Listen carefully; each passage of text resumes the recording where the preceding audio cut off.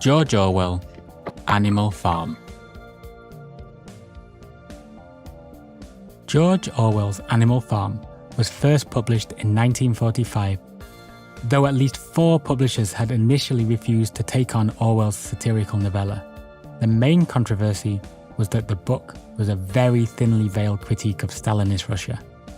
The animals called themselves comrades after all, and readers didn't have to squint very hard to see the characters of Napoleon and Snowball as stand-ins for Joseph Stalin and Leon Trotsky. In fact, the animals' revolt against Farmer Jones is quite clearly a reference to the October Revolution of 1917. But in 1945, Russia was considered an ally of Britain. The Red Army had just played a major role in defeating the Nazis, so many thought it wasn't the best time to publish a scathing critique of Stalin. But eventually, Frederick Warburg of the Secker and Warburg Publishing House stepped up to release the book on August the 17th, 1945, even though others in the firm, including Warburg's own wife, were uneasy with the idea. Warburg would go on to publish Orwell's 1984 a few years later, and both books would eventually prove to be amongst the most celebrated of the 20th century.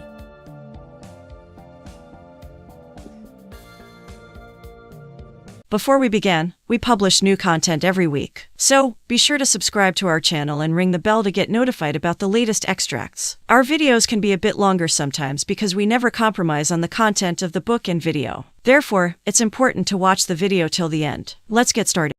Scene 1. Major's Dream. All of the animals on Manor Farm were talking about one thing. Old Major had had a dream. It was such an important dream that there was going to be a special meeting about it in the barn. Old Major was a 12-year-old prize-winning middle white boar. He was held in the highest regard. He was the wise elder amongst them all. So, if he had something important to say, no one complained about losing an hour's sleep to hear what it was.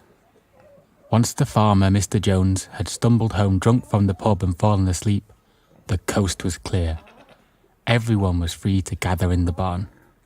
From a slightly elevated platform, Old Major addressed the crowd from his bed of straw. In front of him were the hens, the sheep, the ducklings, the horses, the dogs, the pigs, the donkey. Even the pigeons were all ears. Old Major cleared his throat and explained that part of the reason for this meeting was to describe the fantastic dream he had, but also the time had come for him to pass on his wisdom. He was an old boar, and his days were numbered. But from his years of experience, he believed he had come to understand the nature of life as well as any other creature alive. And the nature of life was miserable, laborious, and short. As the stout old boar made clear, the life of an animal in England was that of cruel slavery. They were forced into strenuous work and fed the bare minimum. Then, when they were no longer of service, they were brutally slaughtered. And what was the cause of all this misery? Well, quite simply, man. Man serves his interests and his interests alone. Man is the only beast who consumes and produces nothing. Man doesn't provide milk or eggs. He's not strong enough to pull a plough or fast enough to catch rabbits. He uses and abuses animals for these purposes, and it all goes down his throat or is turned into profit. For their toil, all the animals get are meagre rations and a cold, dry place to sleep. Old Major then gets to his main point. He says, "This is my message to you, comrades. Rebellion. We must work to overthrow the human race. It may not happen tomorrow, or even in 100 years from now, but justice will eventually prevail. And in the meantime, we must spread the word. Tell every animal that we will no longer work under the cruel thumb of man. That we can and will work for our own benefit. That one day we will be free and wealthy from our own efforts. Tell them we can be united in our struggle and our reward. That all men are enemies and all animals are comrades."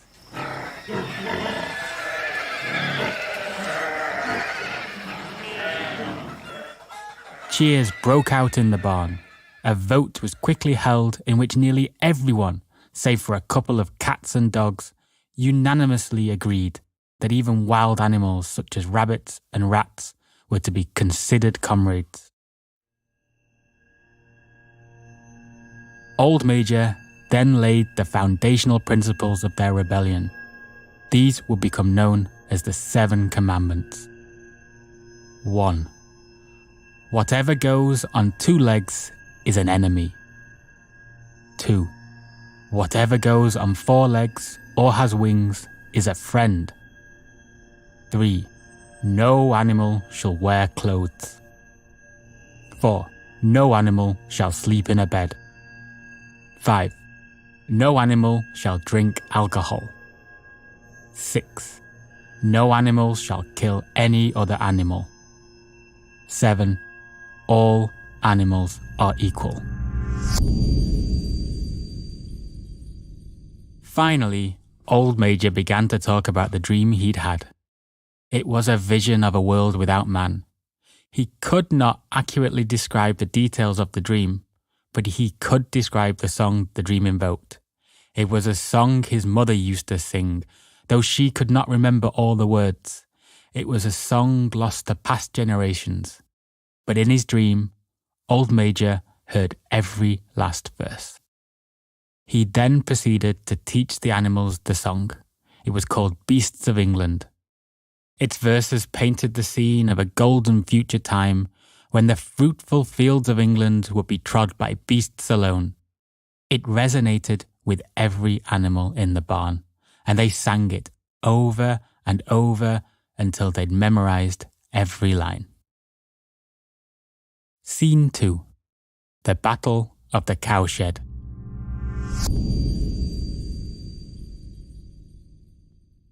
Old Major passed away 3 days after the meeting in the big barn.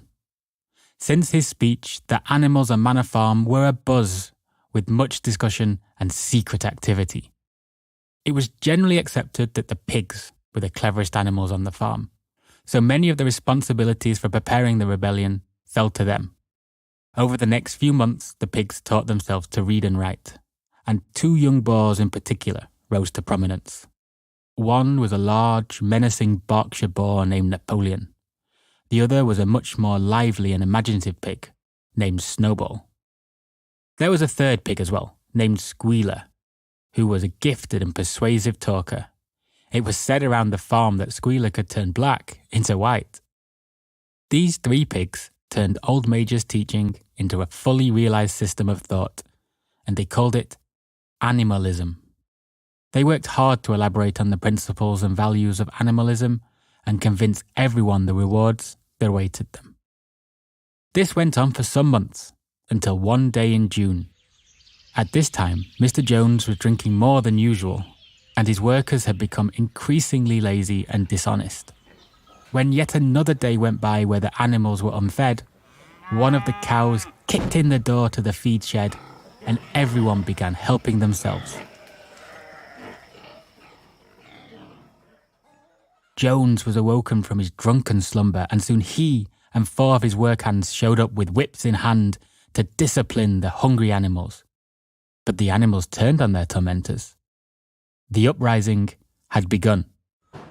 Hooves and heads were pounding at Jones and his men, who had no choice but to make a run for it.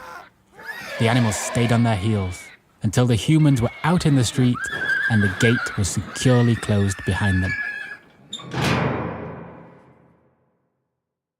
And that was it. Suddenly, the rebellion had happened. At first, the animals were stunned. But then, after checking the grounds, they began to celebrate. Harnesses and whips were burned. Knives and chains were thrown down the well. The next morning, the animals broke into the farmhouse, but decided to leave it mostly untouched. It would serve as a museum, and it was agreed that no animal should ever live there. The sign at the gate was changed from Manor Farm to Animal Farm. It was at this point that Snowball took a paintbrush and wrote the 7 Commandments upon the wall of the big barn. They were read aloud for those who could not read, and every last animal agreed that these were good and important rules to follow.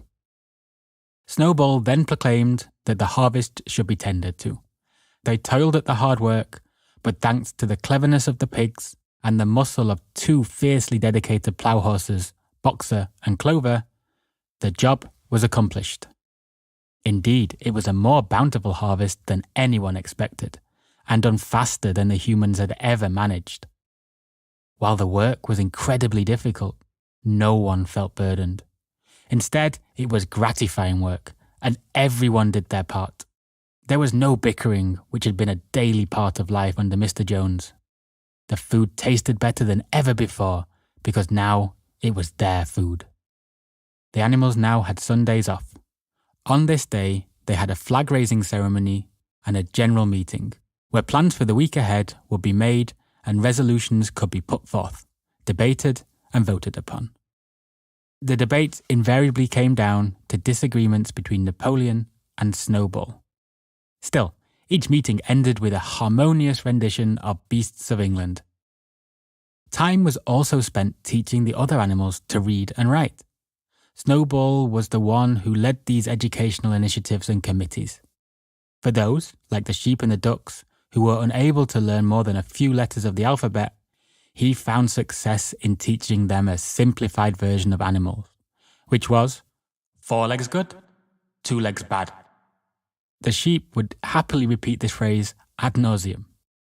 Interestingly enough, while Napoleon wasn't interested in Snowball's initiatives, he did take an interest in the 9 new puppies that arrived on the farm that summer. After they were weaned, he took them to a loft in the barn where he explained he would be responsible for their education. Soon enough, everyone forgot they existed. Then, in October, after the corn had been cut and stacked, Mr. Jones returned. The animals knew this day would come, and they were prepared. Not only that, they had been warned by the pigeons that Jones and 6 other men from the neighbouring farms were approaching. Jones was carrying a gun. The other men carried sticks. Snowball, who'd been reading about Julius Caesar, orchestrated the first attacks. After the men breached the gate, he sent in the pigeons who swooped down on their heads, and the ducks and the geese who swarmed and pecked upon their legs. It was a diversionary tactic. For once the birds were repelled, Snowball led a second charge of sheep, who attacked the men from all sides. The boots and sticks of the men pushed back the sheep, and a squeal of retreat was ordered by Snowball. But this was another tactic. For as the humans cheered and ran after the sheep, they were running right into Snowball's trap. The horses, cows and pigs were waiting in ambush by the cowshed. Snowball gave the signal, and another charge was upon the humans. Snowball ran straight for Jones, who fired a shot from his gun that wounded Snowball's back and killed one of the sheep.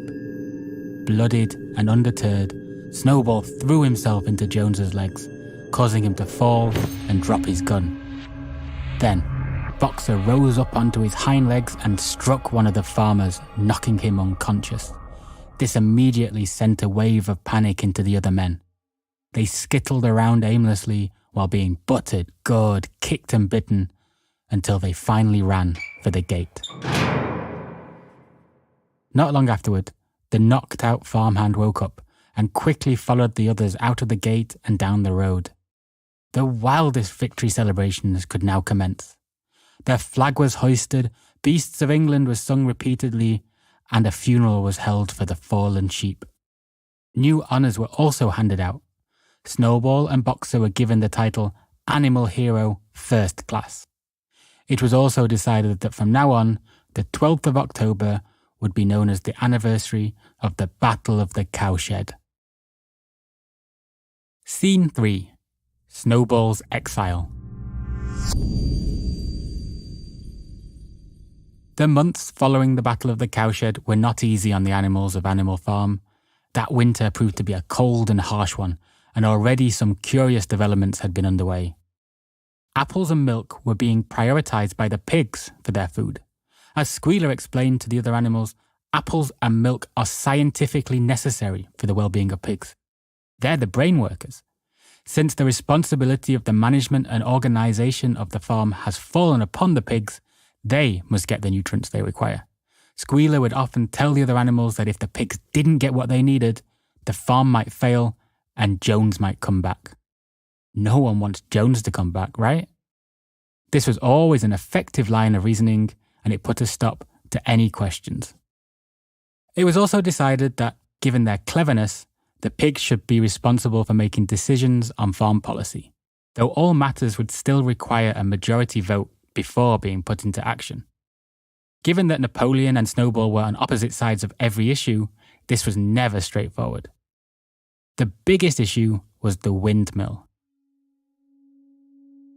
Snowball had been reading books he'd found in the farmhouse, and he became intensely focused on building a windmill.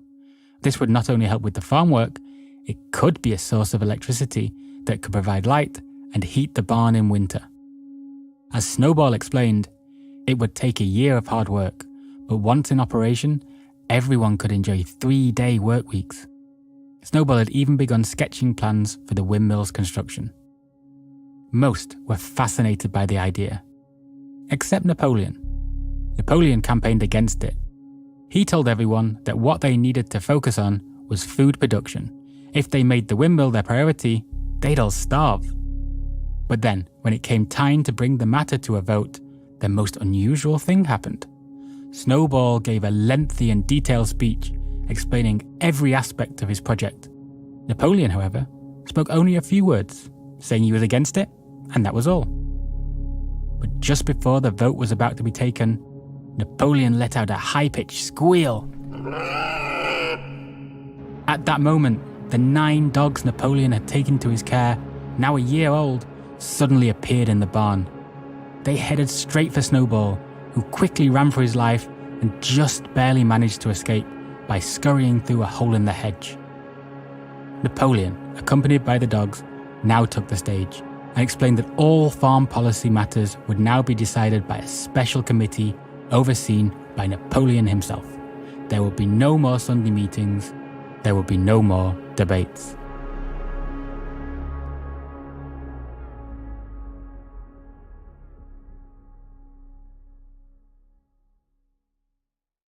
Many animals were confused by this sudden turn of events, but once again, Squealer had answers.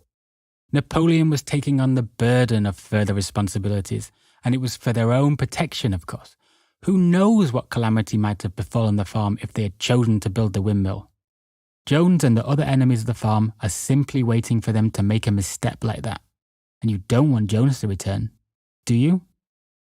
No animal worked harder, was more devoted to the cause, and was more admired by the others than Boxer the plough horse. He thought it over and came to the conclusion that, if Comrade Napoleon says it's right, it must be right. Boxer wasn't alone, for this was the general response that came over the farm. 3 weeks later, however, there was another surprise. Napoleon announced that plans for the windmill were back on. Confusion ensued, but Squealer, of course, had an explanation. The plans were in fact Napoleon's all along, and Snowball had stolen them. Napoleon was using clever tactics in arguing against the windmill. Snowball was a dangerous character, and he had to be gotten rid of. And so Napoleon did what he had to do to protect the farm. More allegations against Snowball were forthcoming. Eventually, he was not just a thieving, conniving pig. Squealer explained that he was a traitor who was conspiring with neighbouring farms. And yet, there were concerns about some of Napoleon's decisions involving humans as well. Apparently, arrangements were being made to trade with the neighbouring farms of Foxwood and Pinchfield. They would sell some hay, wheat and eggs in order to procure some much-needed materials for the windmill. Some animals had a recollection that during the very first Sunday meeting, resolutions were passed to never trade with humans and never use their money. But Napoleon assured the animals it was for their greater good. To further ease their minds, Squealer also assured everyone that no such resolution against trade with humans was ever passed, or even suggested. And if it had been mentioned at all, it was likely due to that duplicitous pig, Snowball. Perhaps more disturbing was the news that the pigs were now living in the farmhouse eating their dinners in the kitchen and sleeping in beds. Now this was certainly against one or two of the commandments, right? But when the animals checked the wall where the commandments were written, the fourth commandment was not, "No animal shall sleep in a bed," as they'd remembered it, but rather, "No animal shall sleep in a bed with sheets." All the while, the animals were feeling good about the progress they were making on the windmill. With their tireless efforts over the last year, the construction was nearly halfway complete. Everyone took great pride in their accomplishment, and no one worked harder than the plough horse boxer, who got up earlier than everyone else and hauled more stones. Even still, he was often heard telling himself, "I will work harder, I will work harder, I will work harder." Now, imagine the horror when a violent storm broke out that November. It ripped trees from the ground and tore tiles from the roof of the barn. The next moment, the animals awoke to find the windmill in shambles. The stones they'd struggled with so mightily were scattered across the ground. All that remained was the foundation. Napoleon paced to and fro. This was indeed a calamitous setback. But then, he turned to the distraught animals and declared, "Comrades, do you know who is responsible for this?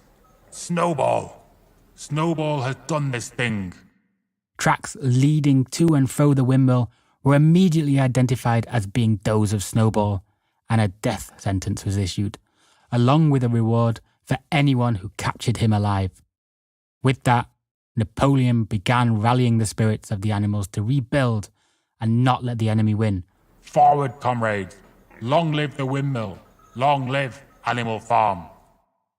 However, in the months that followed, things got more dire. First, it was explained that Snowball's honour of Animal Hero First Class was being revoked. In fact, Snowball had been acting in league with the humans during the Battle of the Cowshed. It was Napoleon who had thrown himself at Mr. Jones that day. Indeed, Napoleon had awarded himself both the Animal Hero First Class and Animal Hero Second Class honours, and was seen wearing the medals wherever he went. When some animals questioned this recounting of the battle, Napoleon wasted no time demonstrating the consequences of such disobedient act. With his high-pitched squeal, his dogs attacked 4 pigs who were forced to admit their allegiance to Snowball and then had their throats ripped out by the dogs. More confessions and executions followed, until the smell of blood filled the air.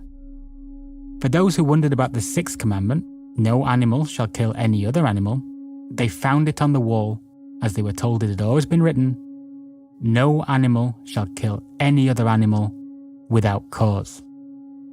Not long after that horrible day, it was forbidden for animals to sing Beasts of England. As Squealer explained, "That is the song of the rebellion and the longing for a better society. That rebellion is over, and that better society is already here."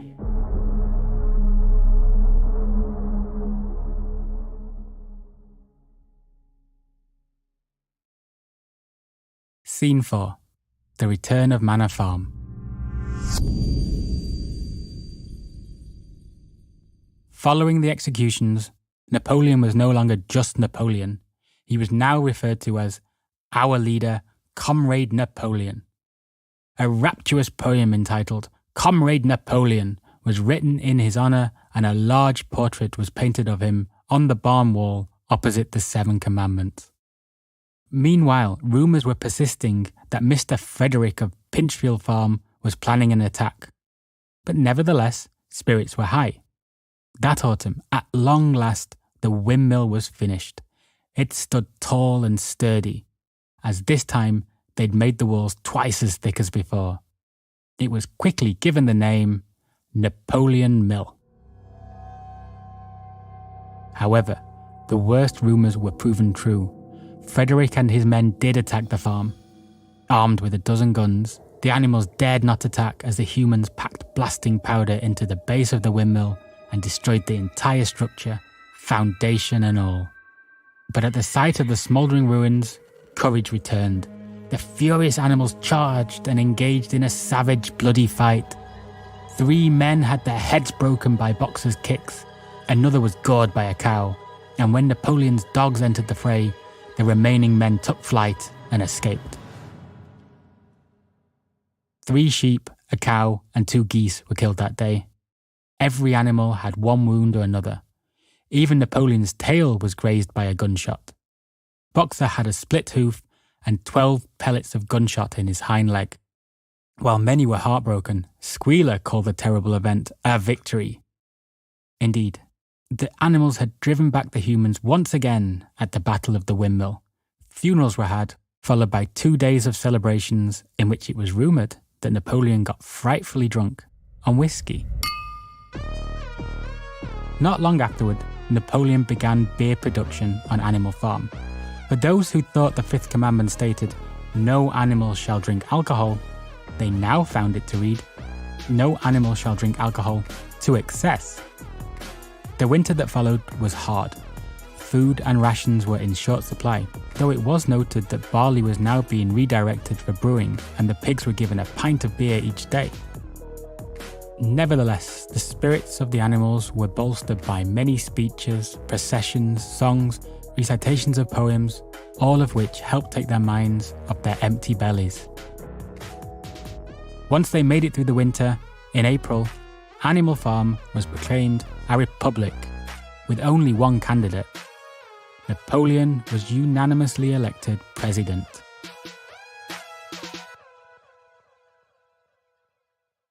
Work continued on the windmill, and Boxer was more inspiring than ever in his ceaseless efforts. But then, in summer, the old plough horse had reached his limit. He'd fallen and said that his lungs had given out. But he wasn't sad. He was looking forward to his retirement. The animals believed that Napoleon had arranged for Boxer to be taken to a vet. But when the cart arrived, one of the animals noticed what was written on the side: Alfred Simmons, horse slaughterer, and glue boiler. By the time it was spotted, it was too late. Boxer was never seen again. Squealer quickly calmed the troubled animals, telling them it was just a hospital cart. They didn't have time to repaint the side. When the animals were told that Boxer died in hospital, they held a memorial. Napoleon ended his speech by repeating Boxer's 2 favourite maxims: "I will work harder," and "Comrade Napoleon is always right." Soon after, it was noted that the pigs had somehow acquired enough money for another case of whiskey. In the years that followed, the farm became prosperous. The windmill was completed yet again, and extra land had been purchased for Mr. Pilkington. The windmill didn't provide heat and electricity for the barn, but it did mill corn and generate a healthy profit. Plans for building a second windmill were already in the works. Each year that went by, it became less clear what life was like before the rebellion. Were conditions better or worse back then? They couldn't remember, but Squealer's frequent reports always suggested that things were always improving, and at least they were working for themselves, not some tyrannical human. But then, one summer, the most amazing thing happened. The animals all heard Clover's startled voice and turned to see what the fuss was about. It was a sight never before seen. A pig, standing on 2 legs. First it was Squealer, walking awkwardly but steadily on his hind legs. Then came Napoleon, who was introduced by much commotion from his dogs and a loud crowing cockerel. As he walked along, he cast haughty glances in all directions. The stunning display was capped by the sheep, who suddenly repeated a new phrase over and over again. 4 legs good, 2 legs better, 4 legs good, 2 legs better. It did not go without notice that the commandments received another update. There was now only one, and it read, "All animals are equal, but some animals are more equal than others." From this day forward, the whips were back, this time carried in the trotters of the upright pigs.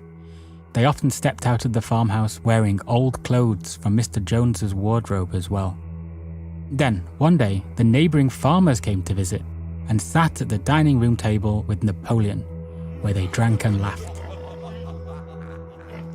Napoleon made a toast, saying, "Pigs and humans need not have opposing interests."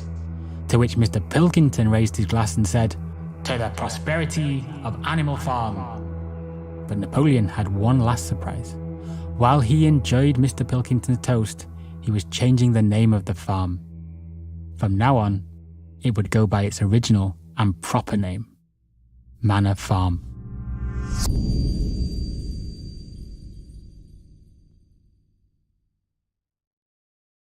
You've just listened to Our Blink to Animal Farm by George Orwell. This classic novella retraces the rise of Stalinism in Russia through the microcosm of a farm in England. Wanting a better and more just society, the animals overthrow Mr. Jones and turn Manor Farm into Animal Farm. But greed for power still exists, and one pig, Napoleon, manages to take control and undermine the utopian ideals of Animal Farm. Eventually, little by little, Animal Farm is transferred back into Manor Farm, only this time with Napoleon reaping the benefits. Got feedback? We'd love to hear from you about our content. Just share your thoughts and book recommendations in the comments section, and be sure to subscribe to our channel and ring the bell to get notified about the latest extracts. Thank you and have a great day.